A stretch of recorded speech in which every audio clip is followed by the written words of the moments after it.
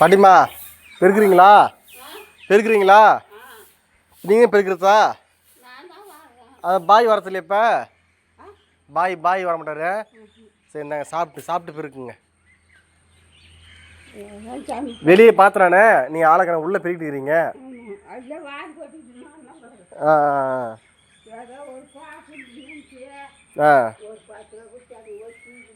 ஆ ஆ ஆ. அனைவருக்கும் வணக்கம். நான் இப்போ ஒரு கதை சொல்ல போகிறேன்.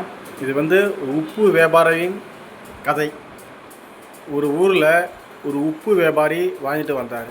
மலைகளுக்கும் பள்ளத்தாக்களுக்கும் சென்று அங்கு உப்பு வியாபாரம் செய்து தான் அவரது தொழில்.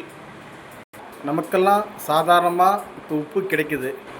ஒரு நாள் அந்த உப்பு வியாபாரியின் தொழிலுக்காக ஒரு சோதனை வந்துச்சு. காலநிலை துல்லியமாக கணித்துவிட்டு அந்த தொழிலுக்கு சென்றாலும் இடையில் கடுமையான மழை ஒன்று வந்துச்சு. அதுவும் மலை மேலே ஏறும்போது மிக சிரமமாக இருக்கும். முதலுக்கே மோசம் என்று தான் ஆகும். தன்னுடைய பயணத்தை பாதியிலே நிறுத்தினார் அந்த உப்பு வியாபாரி. தன்னையும் உப்பையும் காப்பாற்றிக்க மலை அடிவாரத்தில் இருந்த குகையில் தஞ்சம் அடைந்தார் அந்த உப்பு வியாபாரி. 1 மணி நேரம் ஆச்சு, 2 மணி நேரம் ஆச்சு, தொடர்ந்து 8 மணி நேரங்களாக மழை பெய்து கொண்டிருக்குது. ஆனால் மழையும் சரி இடியும் சரி நிற்கவில்லை. அதனால் வேறு வழியே இல்லாமல் பொழுது போச்சுன்னு அந்த குகைக்குள்ளே தங்கிக்கிறாரு உப்பு வியாபாரி.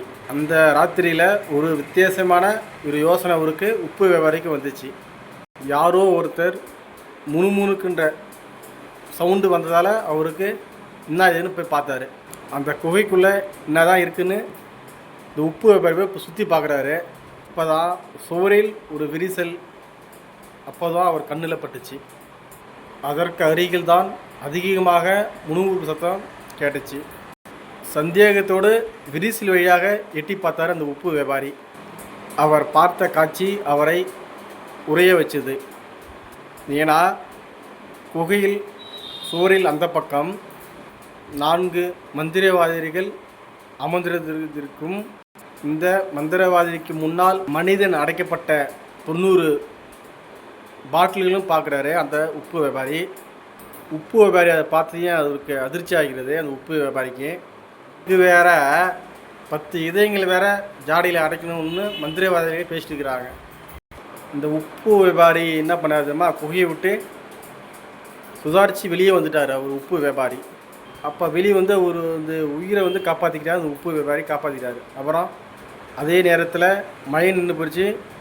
சூரியனும் வெளியே வந்துச்சு, வெளிச்சமாக ஆகிவிட்டது. அப்புறமா அவர் கிராமத்தை நோக்கி அவர்கள் பயணம் தொடர்ந்தது உப்பு வியாபாரிக்கு. என்ன தான் சொல்லுங்கள், உப்பு வியாபாரிக்கு அந்த விரிசலோட காட்சியும் அந்த 4 மந்திரவாதிகளும் பார்த்து இன்னும் இந்த உப்பு வியாபாரி சிந்தனையோடும் வேதனையோடும் உப்பு வியாபாரி பயணங்கள் தொடர, அப்புறம் அவர் உப்பு வியாபாரி போக வேண்டிய கிராமம் வந்து சேர்ந்தது. மீண்டும் குறை கதைகள் நாளை சொல்கிறேன். நன்றி, வணக்கம். உங்கள் சமூக சேவை.